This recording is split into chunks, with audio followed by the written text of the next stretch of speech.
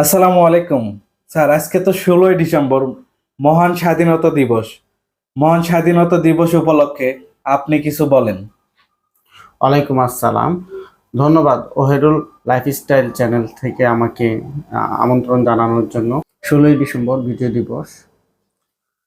স্বাধীন সার্বভৌম বাংলাদেশ দেশে 16ই ডিসেম্বর রাষ্ট্রীয়ভাবে ছুটি ঘোষণা করা হয়। 1971 সালে 9 মাস যুদ্ধ করার মাধ্যমে পূর্ব পাকিস্তান পশ্চিম পাকিস্তান থেকে স্বাধীনতা অর্জন করার পর মাধ্যমে এই দেশ একটি স্বাধীন সার্বভৌম রাষ্ট্র হিসেবে অবত্যই ঘটে। এরপর থেকেই 16ই ডিসেম্বর রাষ্ট্রীয় প্রজ্ঞাপনের মাধ্যমে 1972 সালে রাষ্ট্রীয় ছুটি ঘোষণা করা হয় এবং প্রত্যেক বছর একটি রাষ্ট্রীয় ভাব গাম্ভীর্যের মাধ্যমে এই সরকারি ছুটিটা পালন করা হয়। এটা আমাদের আবেগের বিষয়, এটা আমাদের ভালোবাসার বিষয়।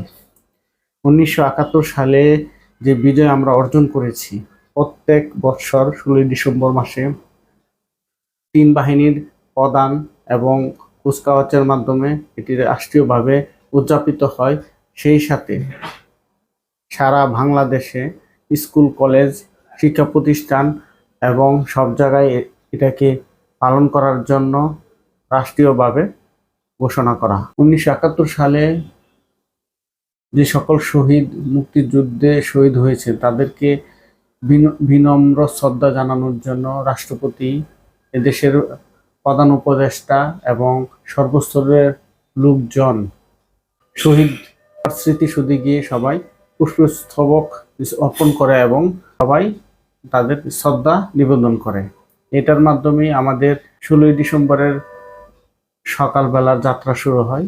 তারপর সারা বাংলাদেশে প্রত্যেকটা শিক্ষা প্রতিষ্ঠান, অফিস, আদালত বা স্ব স্থানে জাতীয় পতাকা উড্ডয়নের মাধ্যমে এই 16ই ডিসেম্বরের ভাবগাম্ভীর্য আমরা উদযাপন করি। 16ই ডিসেম্বর একটা আনন্দের বিষয়।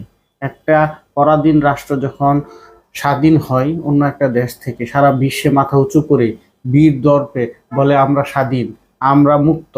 এই কথা বলার মাধ্যমে বোঝা যায় যে একটা দেশ সারা বিশ্বে সে মাথা উঁচু করে দাঁড়িয়ে কি বলতে চায়। 5ই আগস্টের পূর্বে 16ই ডিসেম্বর আর 5ই আগস্টের পরে 16ই ডিসেম্বরের ভিতর পার্থক্য কি? আসলে 16ই ডিসেম্বর একটা স্বাধীন বাংলাদেশের সবার জন্য একটা রাষ্ট্রীয় দিবস। এখানে 5ই আগস্ট বা 5ই আগস্টের পরের মধ্যে আপনি যদি কোনো পার্থক্য করতে চান তাহলে আসলে ওইভাবে পার্থক্য করা যাবে না, কিন্তু কিছু পার্থক্য আমাদের কাছে প্রতীয়মান এখন। সেটা হলো গত 15 থেকে 16 বছরে আমরা 16ই ডিসেম্বর যেভাবে উদযাপিত হতো আমরা দেখে আসছি, সেই বিষয়টা এই বছর 24-এর গণ অভ্যুত্থানের পরে গত 16 বছর আমরা 16ই ডিসেম্বরটাকে অনেকটা মনে করতাম যে কোনো একটা দলের বিজয় দিবস, এরকম মনে হতো। কোনো দলের কোনো নেতা নেত্রীকে নিয়ে তারপরে ভাষণ হতো, দিন রাত 24 ঘন্টা এরকম হতো। কিন্তু এই 5ই আগস্টের গণ অভ্যুত্থানের পরে এই বিষয়টা আমার কাছে পরিলক্ষিত হয়নি। যে মাইকিং এর বিষয়টা, এটা অনেকটাই সীমিত হয়ে আসছে। রাষ্ট্রীয়ভাবে 16ই ডিসেম্বর যেভাবে পালন করার দরকার সেভাবেই হচ্ছে, কিন্তু আগের মতোই সেই জাঁকজমকপূর্ণ যে একটা বিষয় 16ই ডিসেম্বর, আগে মনে হতো এটা একটা রাজনৈতিক একটা প্রোগ্রাম, যে রাজনৈতিক একটা দল শুধু এটাকে ওইভাবে লালন করত। কিন্তু না, 16ই ডিসেম্বর তো কোনো রাজনৈতিক দলের না, আপামর বাংলাদেশের সকল মানুষের, প্রত্যেকটা মানুষে এটা কি লালন করে, প্রত্যেকটা মানুষই 16ই ডিসেম্বর ওইভাবে উদযাপন করবে। কিন্তু পার্থক্যটা বলতে এত কোনো দলের যে একটা পারফরমেন্স দেখা যেত খুব ব্যাপক হারে মাঠে ময়দানে, সেই পারফরমেন্সটা এখন ওইভাবে দেখা যায় না। এখন সার্বিকভাবে রাষ্ট্রীয়ভাবে যে 16ই ডিসেম্বর পালন করা হচ্ছে এটা করা হচ্ছে, সেই সাথে আপামর জনতা বা বাংলাদেশের সকল মানুষ তাদের মনে যে এটাকে অন করে লালন করে, সেই বিষয়টা পরিলক্ষিত হচ্ছে।